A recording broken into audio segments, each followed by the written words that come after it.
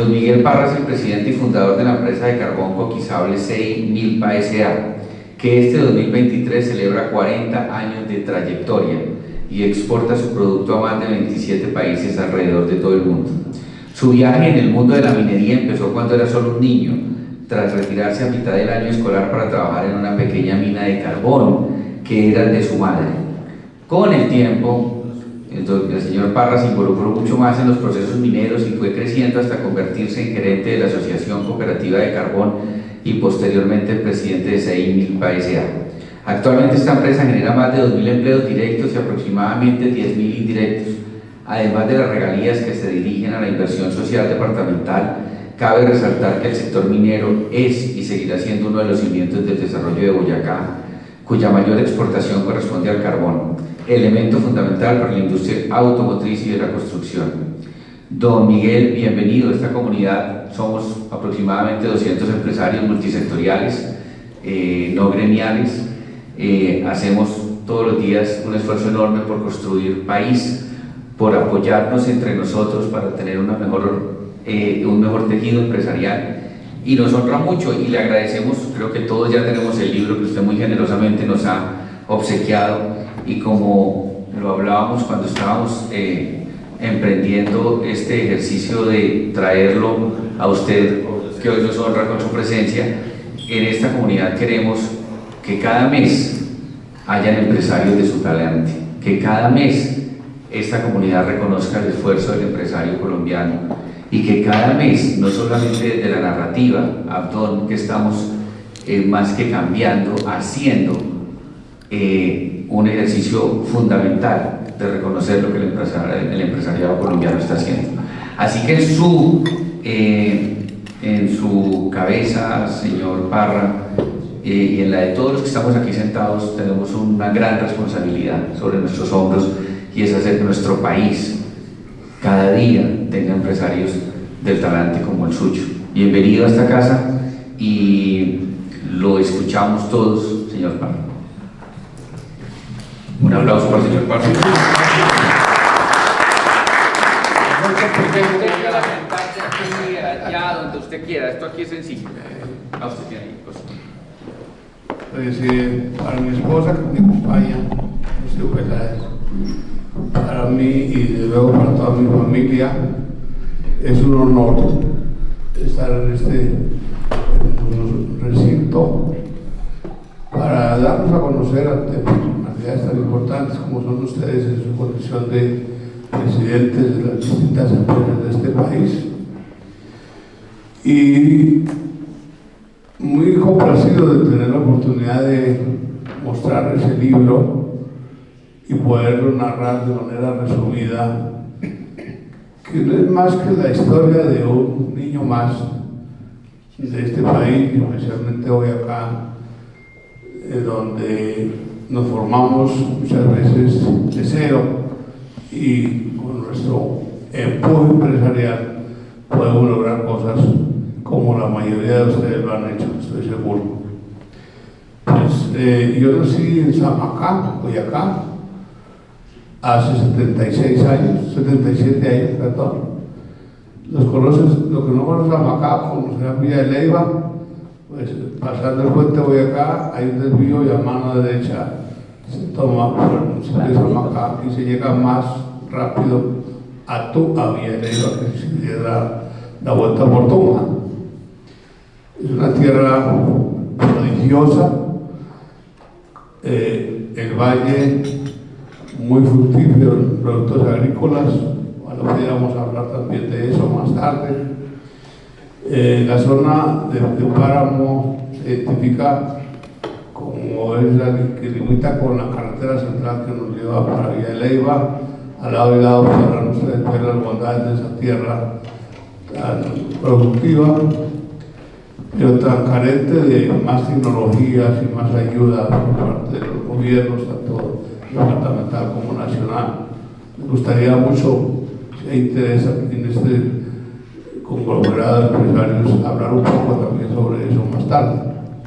Y luego a mano izquierda, si va para Villa de Leyva, hay un cerro que es donde está concentrada el mejor carbón que hay en Centro y Sudamérica para la producción de coque, que ahora más tarde explicaré muy rápido qué es el coque y para qué sirve el coque.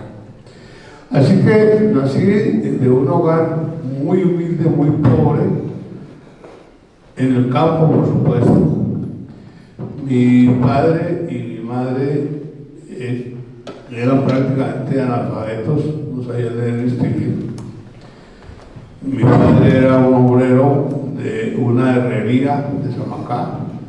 Recordemos que en esa época las herrerías eran los talleres de metalmecánica de los municipios, pero no existía ni la ley laboral, ni los horarios de trabajo, mucho menos el seguro social, nada de lo que hoy existe. Entonces vivían en una situación de mucha pobreza. Y un desafortunado día que iban con las herramientas que fabricaban en esa herrería, iban por el mercado de Chiquinquirá, por supuesto por camino, porque no había ni carreteras ni carros suficientes para transportar. Mi padre resultó muerto en una quebrada, llegando al desierto de la Candelaria, que está desde Ráquira. No se supo las causas de la muerte. Lo cierto fue que ahí empezó para mi pobre madre una travesía muy dolorosa. Primero porque una campesina analfabeta, de pañolón, alpargatas, tuvo que ir a buscar a su esposo a Ráquira, donde lo habían llevado para la necropsia. Y allí tuvo que sufrir una experiencia terrible, y es que estaba ya la época política de este país, y Ráquira se caracterizaba por ser pueblo conservador y Samacá pueblo liberal. Entonces el solo hecho de ser de Samacá, el muerto, pues no era susceptible de atenciones ni colaboración para nada. Entonces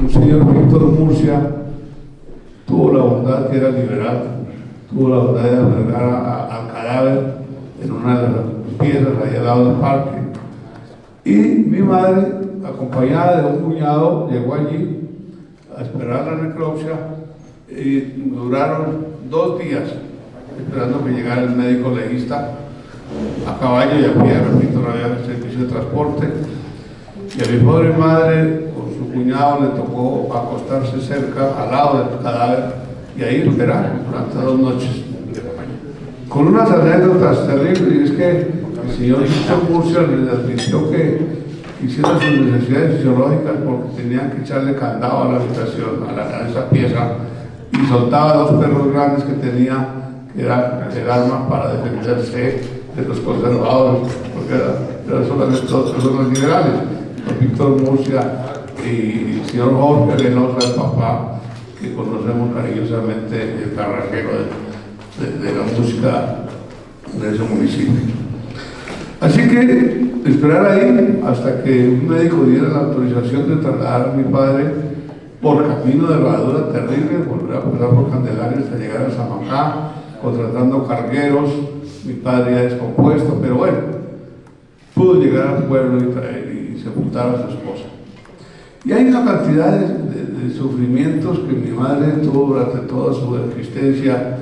Algo se narra en el libro, que entre otras cosas les confieso que me están insistiendo muchos amigos que escriba otro libro, y si tomara la decisión de hacerlo, el título sería El sufrimiento de una madre, porque podría yo contar todos los sufrimientos que mi pobre madre tuvo que pasar, con 5 niños chiquitos, analfabeta, en la pobreza total. Calculen ustedes cómo hizo mi madre para podernos dar de comer.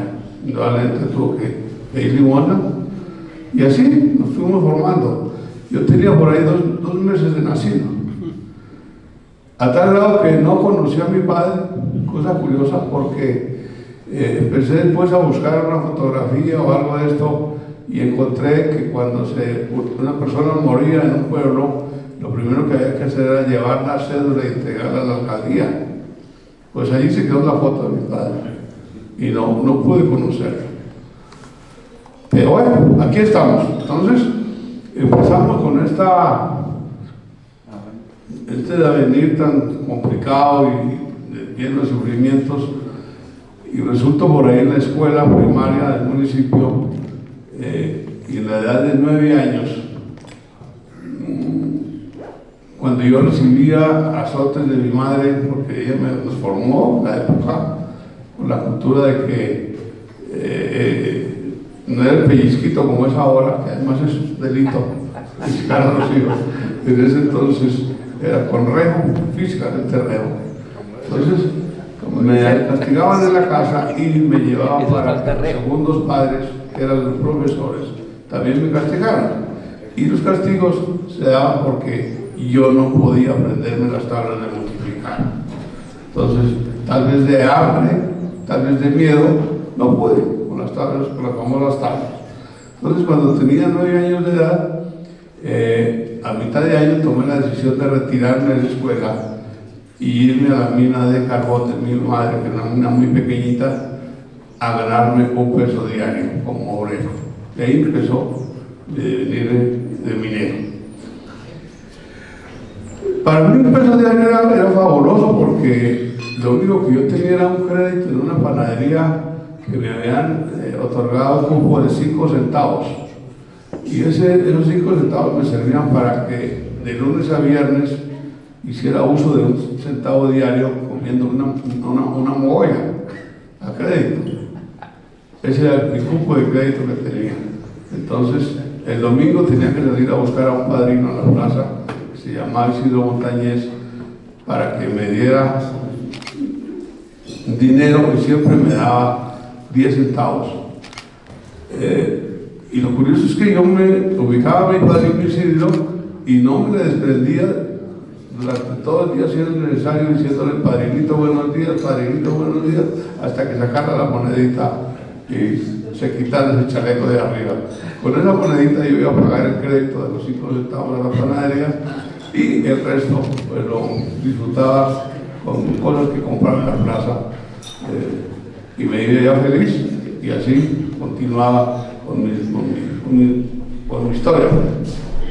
Entonces, repito, para mí era muy importante ganar $1 diario, era mucho dinero, y así empezamos a trabajar. Pero por ahí, cuando había transcurrido 1 año y medio o 2 años, mi hermano mayor, que tenía en ese entonces 13 años, yo tenía 11, algo aproximadamente, pues, hicimos el análisis que esa vida para nosotros era muy complicada, que no veíamos futuro, y tomamos la decisión de salirnos de Samacá, volarnos de la casa. Entonces, la harina para el pan venía empacada en unos talegos blancos. Nos conseguimos un talego de esos y íbamos sacando la ropa poco a poco y la metíamos debajo de una mata de ese talego hasta que logramos sacar buena cantidad de nuestra prenda de vestir y esperar el único vehículo que llegaba todos los días a Samacá, que era el camión de la leche, que traía la leche alpina en la cara, al lado de la cara, y salimos caminando desde la casa hasta el sitio llamado La Cumbre, que es cuando empieza la carretera Barboneira de Samacá, y ahí esperamos el famoso camión de la leche. Llorando le pedimos al conductor que nos trajera, lo convencimos, descargó la leche, ensopó, luego él tenía que venir a dormir a Zipaquirá, que era donde estaba su familia. Hasta ahí llegó nuestro viaje. Ahora, ¿a dónde íbamos a dormir? Llegamos a una tiendita donde había una señora sola, tenía su venta de pan y gaseosa. La recuerdo tanto porque tenía una narizota grandota esta señora. Y le rogamos, le lloramos que nos dejara quedarnos ahí en la tienda. Y esta señora pues era normal, que pensaba que la íbamos a robar, pero logramos convencerla y nos echó candado para que no nos saliéramos. Y ahí amanecimos la primera noche durmiendo en el piso de esta tiendita.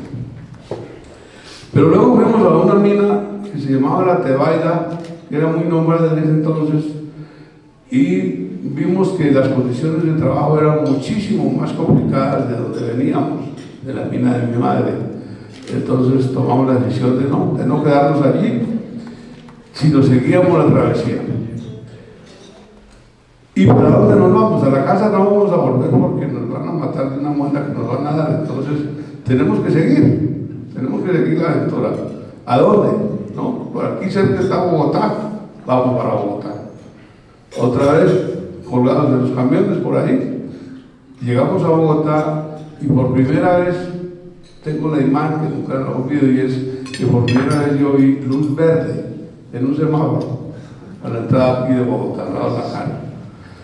Y vimos pensábamos que Bogotá era un pueblo como Samacá, y que sorpresa un pueblo tan grande, y ahora ¿dónde vamos a llegar? Y recordamos que le escuchábamos a mi madre que había una hermana que se llamaba Agustina Vargas, que hacía mucho tiempo había venido de Samacá. Pues había que buscar a la tía Agustina Vargas, que no la conocíamos ni sabíamos dónde vivía. Y empezamos a buscar y a preguntar que cuáles eran las veredas a donde llegaban los boyacenses. Primera corrección, aquí no se llama veredas, son barrios. Y qué pueblo tan grande, y a buscar. Conclusión, pasamos 15 noches durmiendo en la calle a donde nos cogí, donde se movía la noche, buscando a la tía Agustina, que repito, no conocíamos. Y finalmente la encontramos por allá en el barrio de lo que es hoy San Benito, 15 días después, pero durmiendo en la calle. ¿Con qué comíamos? Pedíamos plata. Y la gente era generosa. O sea que nos convertimos en gamines, lo que se llamaba en ese entonces. Y siempre que le pedíamos plata a las personas nos daban. Recuerdo que había unos billeticos de 50 centavos, no sé si los que están aquí, mayores igual que yo, se acuerdan de ese billetico, que era de 50 centavos pequeñito, de color rojo. Pues cada vez que teníamos suerte y nos daban ese billetico, pues imagínense que el bus del servicio urbano costaba 15 centavos. Entonces, con esos 50 centavos comíamos y desayunábamos y dormíamos donde nos cogiera la noche. Le encontramos a la tía Agustina después de 15 días buscándola. Esa historia aparece en el libro, por supuesto. Le lloramos también, éramos expertos ya en llorar. Le lloramos a la tía para convencerla que nos permitiera quedar bajo techo. Finalmente ella accedió y nos acostábamos en el piso, sobre cartones, sobre periódicos. Y aquí hay una anécdota bien curiosa. Esa casita, esa piecita donde nos albergó, todavía existe, en el mismo suelo, con una historia de tradición de la familia de ella, que ya lleva como una tercera generación. Incluso yo fuimos con mi esposa hace unos días a conocer dónde era aquella casita y esa piecita, que está detrás de la fábrica de cartón, allá en el barrio San Benito, y al lado de una cantidad de purtiembres, un olor fétido y de todas estas cosas. Y quisimos ayudarles para que se fueran de ahí, y compramos el apartamento, una vez en otra parte, y no nos aceptaron, porque era el recuerdo familiar de muchas tristezas. Conclusión, sigue estando la casita y la piecita donde dormíamos hace tantos años. Bueno, luego viene otra etapa de historias ahí, porque mi hermano, que era mayor, consiguió trabajo por ahí en algún sitio cargando carne en las camionetas que repartían la carne del matadero. El matadero era aquí en la carrera 30-32, por la calle 12, y ahí recogían la carne en camionetas y se llevaban a las farmas. Y mi hermano comenzó a trabajar cargando la carne a las camionetas. Y yo decía que hay una cosa que nos marcó también negativamente, y es que el conductor de la camioneta le dijo a mi hermano que consiguiera una hojita de cegueta y la guardara con un cuchillo, y que donde viera un pedacito de carne por ahí colgando de algún sitio, lo cortara y llevara para la casa. Él lo hacía así, y era el aporte que él hacía para que a mí me dieran de comer. Lamentable, pero eran situaciones tremendamente precarias. Me da tristeza recordarlas, pero bueno.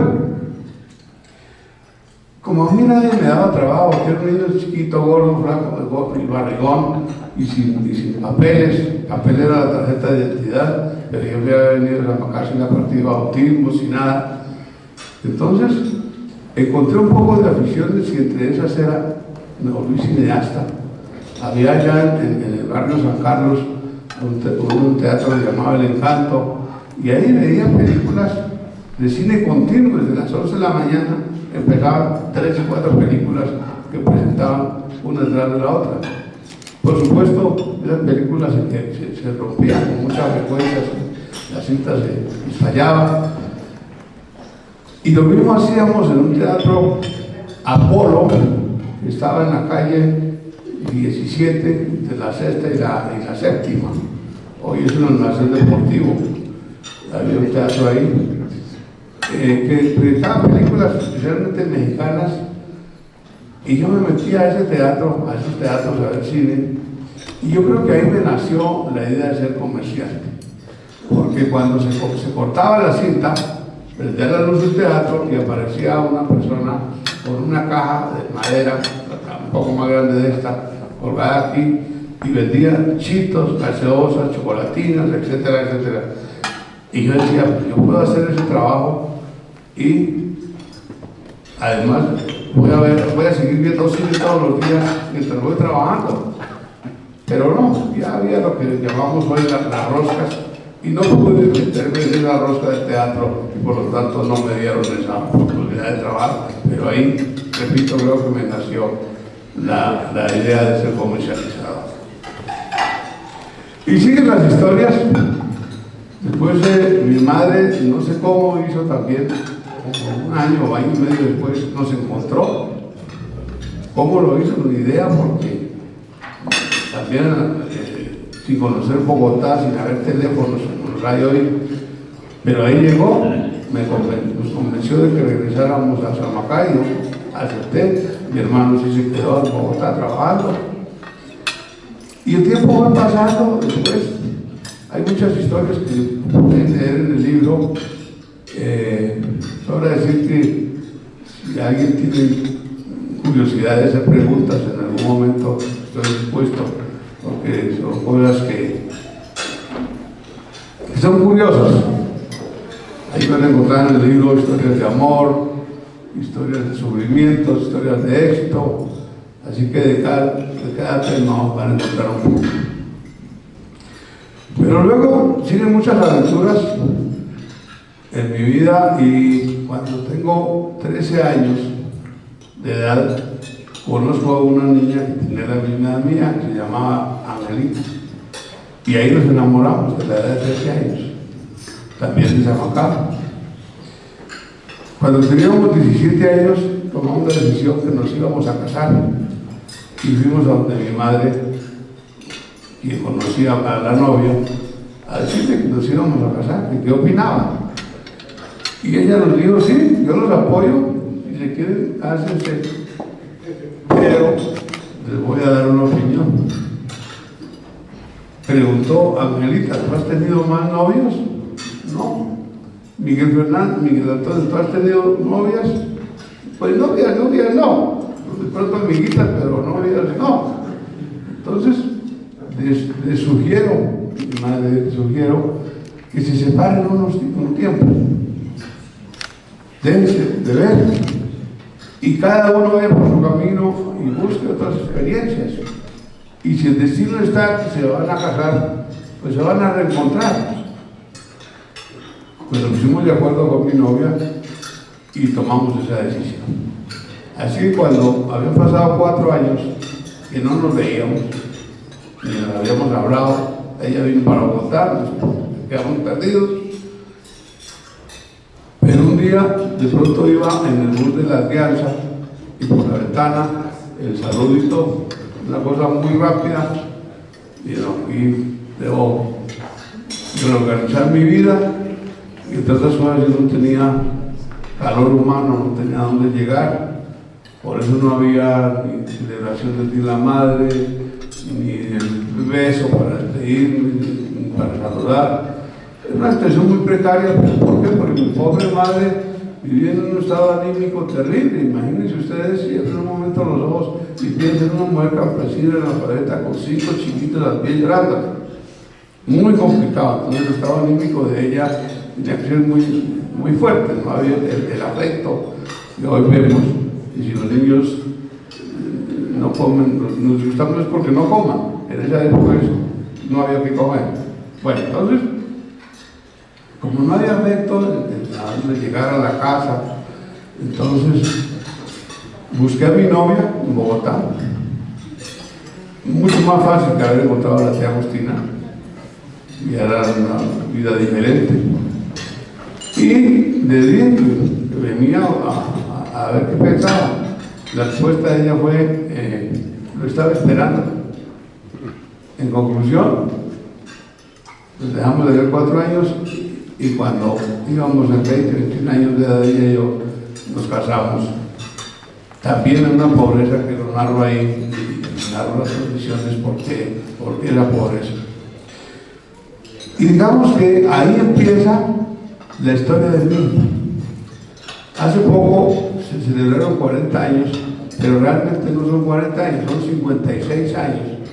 Los 40 años es porque fue cuando legalmente se constituyó como empresa, pero el día hace 56 años fue que empecé con mi hermosa esposa a trabajar y a progresar.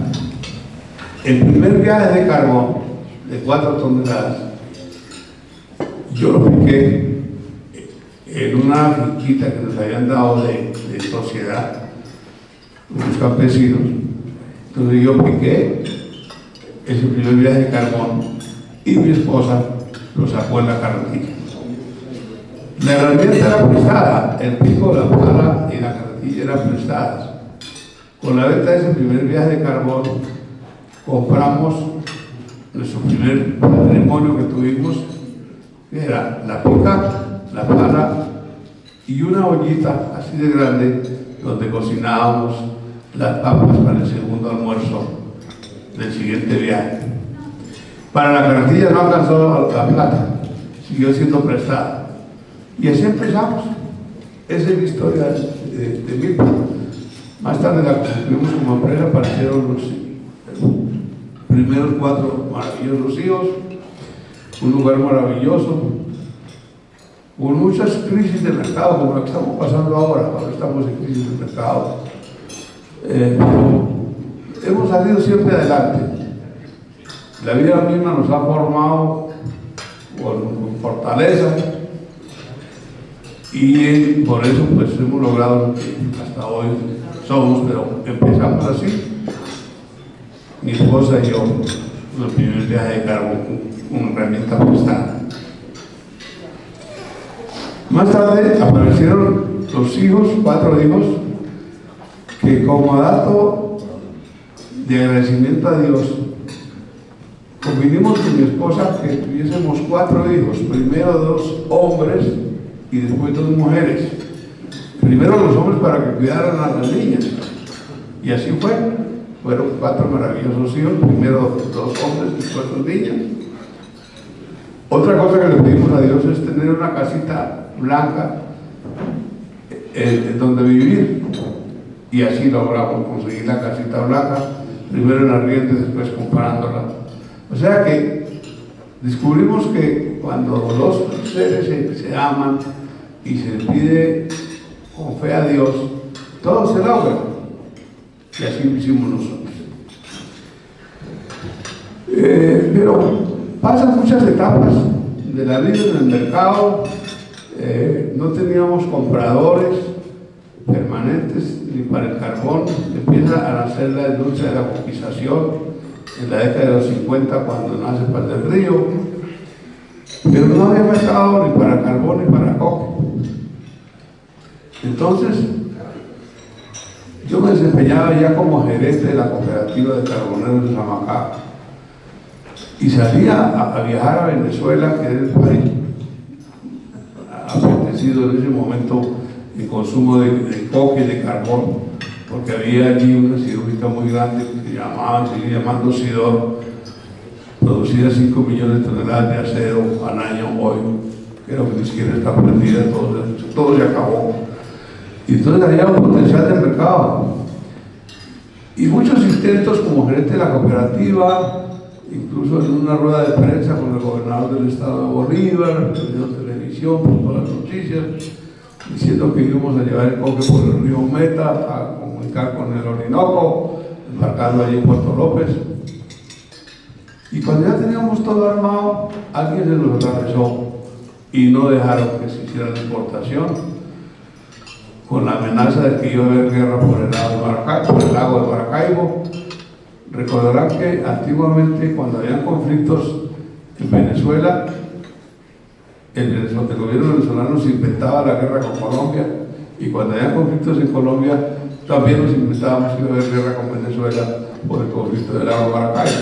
Entonces, algo así parecido, conclusión, no se pudo cumplir con el primer embarque de 500 toneladas desde Puerto López. 25 años después lo logramos. Nosotros embarcamos coque en Puerto López y lo llevamos por el río Meta de Orinoco hasta llegar a Puerto Ordaz, casi en el mar, en el estado.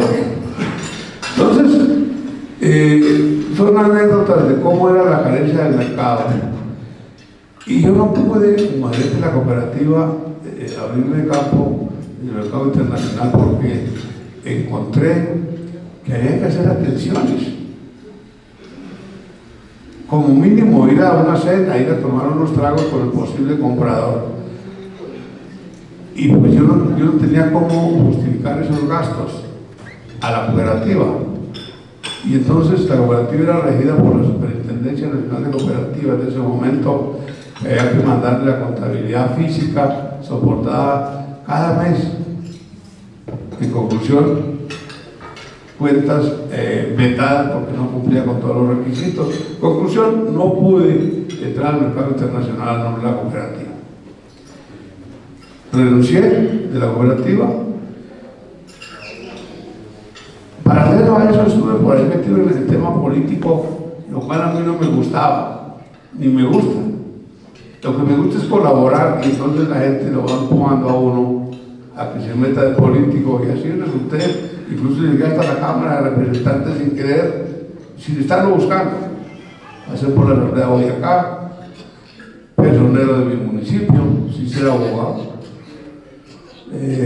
Con éxito, creo que lo hice.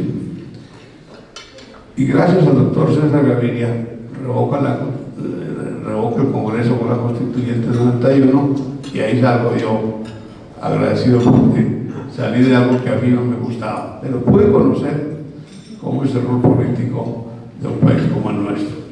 Entonces, pero sigamos en el mercado para el carbón y el coque, y volví nuevamente a intentarlo, ya no como cooperativa, sino ya como MIPA, y volví a apostarle a Venezuela. Pero yo no tenía plata con qué comprar un pasaje de avión. Entonces me tocaba era viajar en la flota Omega de Tunja a Cúcuta, de ahí pasar en un servicio colectivo que había, pasar a San Antonio, y de ahí tomar el autobús, curiosamente de otra empresa que también se llamaba Transportes Alianza, igual que las conocemos aquí, llegar a Caracas y luego desplazarme a las distintas ciudades industriales de ese país por carretera. Varias veces tuve que hacer ese viaje. La embajada nuestra estaba ahí en Caracas, y había en el sexto piso la oficina comercial. La atendía un señor Humberto Rodríguez. Y entonces un día me dijo el doctor Humberto Rodríguez que por qué no llevaba las muestras de qué era lo que yo iba a ofrecer en venta. Y me recomendó que llevara en unos sacos, en unos postales, las distintas granulometrías y calidades de coque. Así lo hice. Empaqué 5 bultos, lo llevé a Tunja, en la Omega, sobre el peso de carga. Igual, embarqué en San Antonio, en Transportes Alianza, y luego como a la media hora sale el primer retén de la policía PTJ, que era una policía que tenía fama de ser inhumana. El primer retén, ¿Qué trae ahí? Coque. Ah, coque, Colombia, vuelta al piso. Bote eso al piso. Y yo empiezo yo a cuidar mis 5 cuchitos de que no se me fuera a perder. Y échenlos al piso y vuelve y recoja con las manos. El coque es un producto que tiene unos filitos que uno no los ve, pero lo va rompiendo. Le va rompiendo a uno la piel. Bueno, recogí mis 5 muestras, voy a echarlas al mus. Y más adelante, ahora el resguardo. Y se repite la historia. Conclusión, cuando llevaba como 10 retenes, y con el perdón de las damas voy a decirlo textualmente de lo que pasaba en aquel bus. Cuando apareció el retén, los pasajeros exclamaban, otra vez ese HP Coco. Dejen ese tipo, lo botado, mire cuántas horas llevamos y no llegamos a destino. Y el conductor del bus les dijo, no, yo no puedo dejar porque viene pagando el transporte de él y viene pagando el equipaje, la carga de equipaje. Nosotros no tenemos la culpa, no tiene la culpa que ya están tantos retenes, así que no lo puedo dejar botado.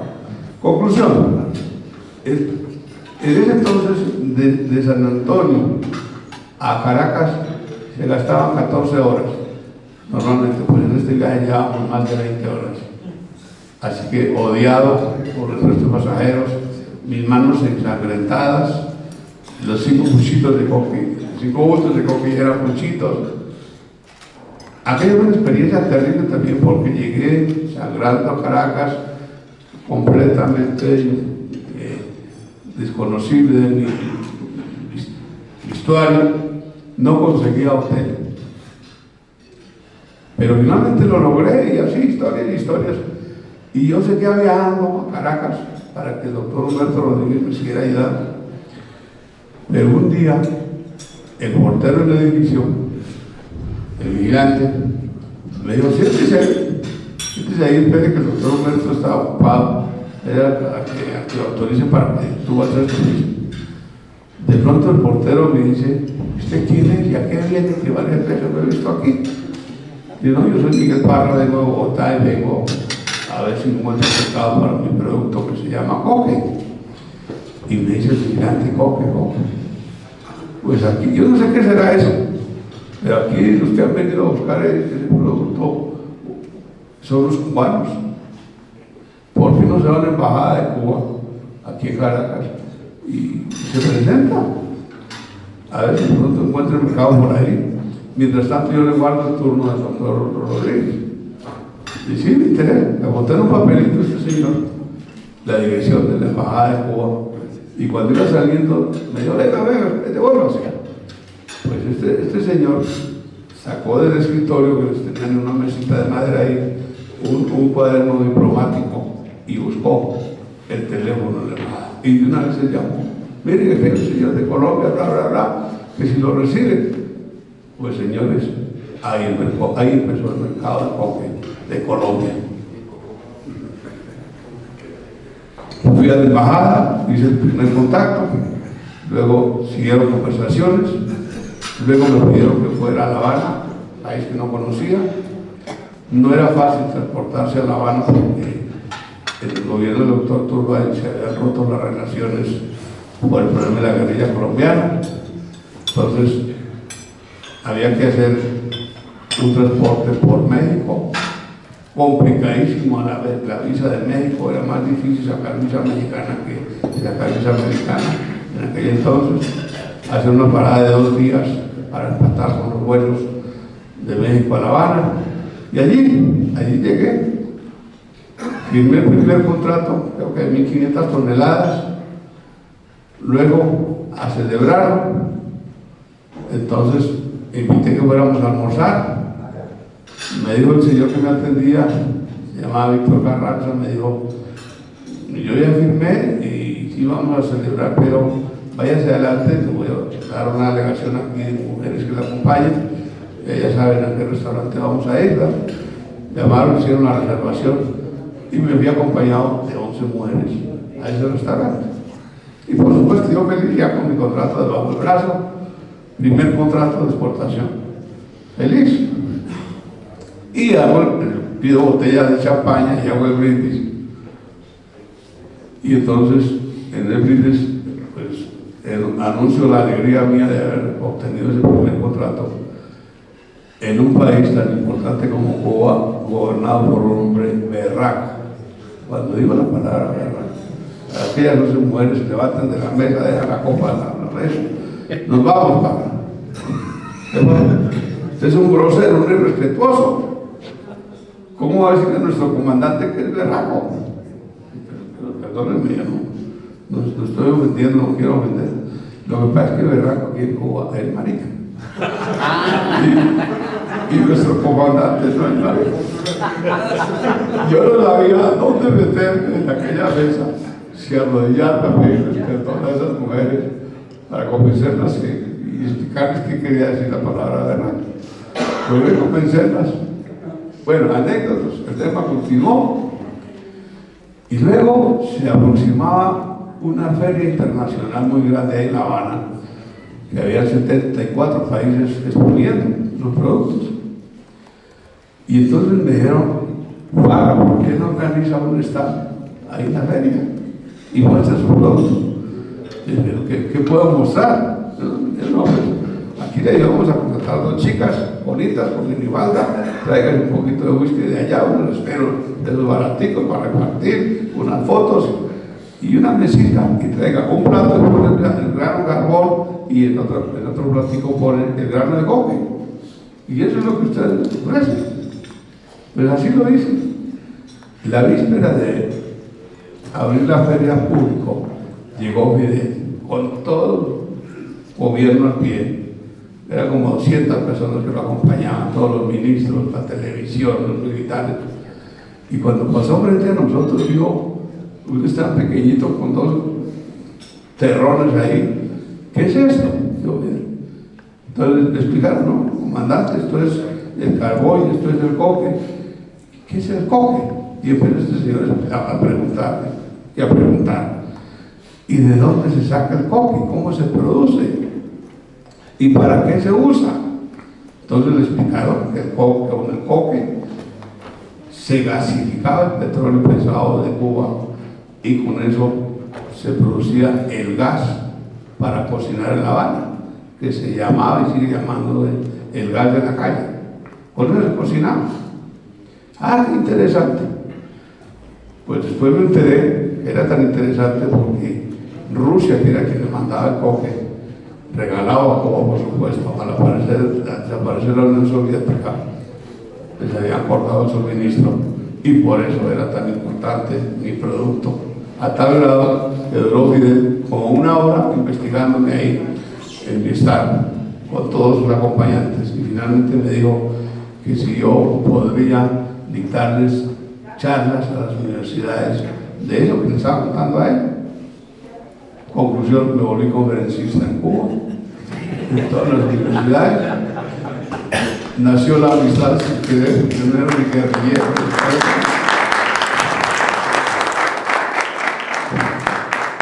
Nació un acercamiento con Fidel, con quien nos encontramos después varias veces. Repito, nunca he sido guerrillero, no estaba de acuerdo con la guerrilla. Pero bueno, ya cuando iba terminando la feria, que fue muy visitado mi stand, y todo el mundo dijo que muestra Colombia y que es lo que muestra Colombia. Bueno, me tengo que comprar más tragos porque ya no me alcanzaba para atender a los visitantes. Luego cuando se terminaba la feria me dijeron, Parra, no se vaya, quédese 2 días más de terminar la feria, que puede haber una sorpresa. ¿Sorpresa? Sí, efectivamente. A los 2 días, otra vez todo su gobierno en un salón muy grande, creo que es donde se reúnen ahora en las negociaciones con la guerrilla colombiana, un salón muy grande, con todos sus ministros. Pues habían creado con un decreto premiar al mejor producto exhibido en esa feria. Y nos dieron el premio a nosotros.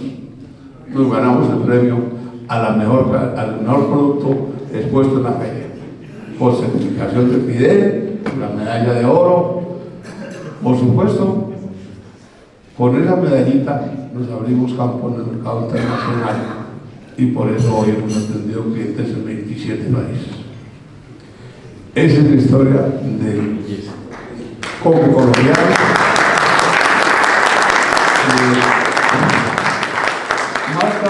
aparecieron otros empresarios, bienvenidos ellos, porque vimos que hay mucho campo para todos los que quieran hacerlo. Y hoy podemos decir con orgullo colombianos que hemos logrado posesionar a nuestro país como el tercero a nivel mundial en exportación de coco, después de China y Polonia. Y con el apoyo de ustedes por mi petulancia, en Colombia nosotros somos los primeros. Somos los primeros en minería subterránea, con túneles de 15 kilómetros de largos. Somos los primeros en lavado de carbones y preparación, que hay que hacer mezclas, pulverizaciones, etc. Somos los primeros también en el proceso de coquización con hornos modernos, ambientalmente amigos. Y, repito, Colombia, el coque es el sexto producto de exportaciones que, gracias a ese mercado que tenemos hacia Cuba, hemos logrado. Por supuesto, ya hace por lo menos 10 o 15 años que no le vendo a Cuba.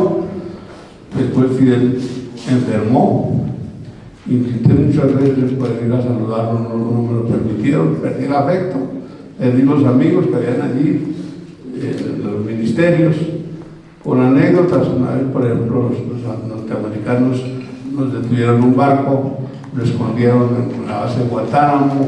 Bueno, una cantidad de historias, entre esas que me encontré con Gabo una noche en un restaurante comiendo ayer en La Habana. Hicimos algún acercamiento también con él. Y lo más importante es que, gracias a nuestra presencia en Cuba, se reanimó, se reanudó, para bien o para mal, la relación de los dos países. Ahí se volvieron a abrir los consulados, las embajadas. Fuimos promotores de que Avianca hiciera su primer vuelo inaugural en esta ruta Bogotá-La Habana, con una fiesta a bordo, etcétera, etcétera. Y en el gobierno del doctor Andrés Pastrana, como presidente de Colombia, entonces me invitó a que fuéramos a La Habana, ya, para que me hicieran un reconocimiento de los dos gobiernos por haber logrado de nuevo esa relación. Allí estuvimos acompañando a Pastrana, y hice la foto también en el libro. Y bueno, digamos que esa es la historia de la relación con Cuba, y es la historia del producto de exportación de Colombia a nivel mundial. Después pues han tenido muchas anécdotas, muchas historias con los distintos gobiernos que han pasado por nuestro país. Como ya lo dijo el doctor en la presentación, hoy somos una empresa de 2.000 empleados directos, unos 8 o 10.000 indirectos, y por supuesto sufrimos los vaivenes del mercado internacional. Cada embarque que hacemos nosotros, hacemos 2 o 3 embarques al mes, por Cartagena y por Barranquilla. Cada buque que despachamos tiene un precio diferente, porque tenemos contratos firmados a largo plazo, pero por una fórmula de precios que depende de cómo esté el mercado en China, cómo esté el mercado en Europa, cómo esté el mercado en la India. Entonces ahí aparecen los precios para cada embarque. Es una fórmula que ya se ha puesto en práctica a nivel mundial, y que la armamos nosotros, ya da un magnífico resultado. Sabemos ahora qué está pasando cuando está el gobierno, deseosos de que nos dejen trabajar, y traigo aquí una cosita de juguete. Esto es una ficha de ajedrez, pero simboliza una torre de energía eólica. Entonces se habla mucho en este gobierno de generar energías con nuevas alternativas. Pues aquí está la generación eléctrica con energía eólica, que es una torre de 100 metros de alta, con estas aspas que giran como molinos de viento. Pero para hacer esta torre se necesita acero. Esto es cuerpo de acero. Esto va empotrado en el suelo, en la tierra, con bases donde va, como van las vigas de los edificios, con pilotes. Y esos pilotes es con acero. Los barcos se construyen con acero, empezando por los rieles, es acero. Los carros son acero, los chasis, las puertas, los televisores, todo lo que va en lámina ahí es de acero. Las latas donde viene empacada la cerveza y la leche en polvo es acero. Mi esposa está levantando una cuchara. Hay marcas de cubiertos que por dentro son acero, son hierro. Lo que pasa es que el fabricante de esos cubiertos hace lo mismo que se hace con las joyas de oro. Una joya, un anillo grande de oro, de pronto no es todo oro, sino que tiene un baño de oro. Lo mismo pasa con esa cuchara que mi esposa muestra. Puede ser que adentro, en la mitad, es acero, es hierro, y que tiene un baño de aluminio o de aluminio, pero por dentro está el acero. Así que el mundo seguirá consumiendo acero. Han intentado reemplazarlo por plástico, por aluminio, pero mucho más difícil, más costoso en el caso del aluminio, así que tendrán que usar acero. Y para hacer acero, ejemplo de Río de nuestro amigo el doctor Omar González, tiene que consumir coque, que es nuestro producto. Y repito, para hacer esto, para dar esta transición energética, tiene que consumir acero. Y para hacer acero, tiene que consumir coque. Y el carbón lo tenemos nosotros en Colombia, de excelente calidad, por eso somos el tercer país del mundo. Nuestra empresa está luchando a ver si es posible encontrar por escrito, porque verbalmente ya lo han dicho nuestros compradores en Brasil, en México, en Europa, que nuestro coque es uno de los mejores del mundo. Estamos buscando una entidad que nos certifique de manera escrita en esas condiciones, puede patentar esa calidad a nivel mundial y, por supuesto, lograr un mejor precio. Y aquí les hago otra confesión, y es que el producto coque que producimos nosotros como Milpa siempre vale más en el mercado. 5 o 10 dólares más por tonelada, pero siempre estamos por arriba del mercado. ¿Por qué? Porque nos hemos especializado. Gracias a mis 4 primeros hijos y a mi segunda hija o quinta hija, con Rocío, que logramos, que quedé viudo y me casé, y Dios me regaló mi esposa que es Rocío. Entonces tenemos 5 hijos, gracias a ellos, que son los que manejan ya la empresa. Seguimos produciendo uno de los mejores coques del mundo y posicionando nuestro país en el tercer lugar. Así que muchas gracias. Cualquier duda que tengan, cualquier pregunta, ustedes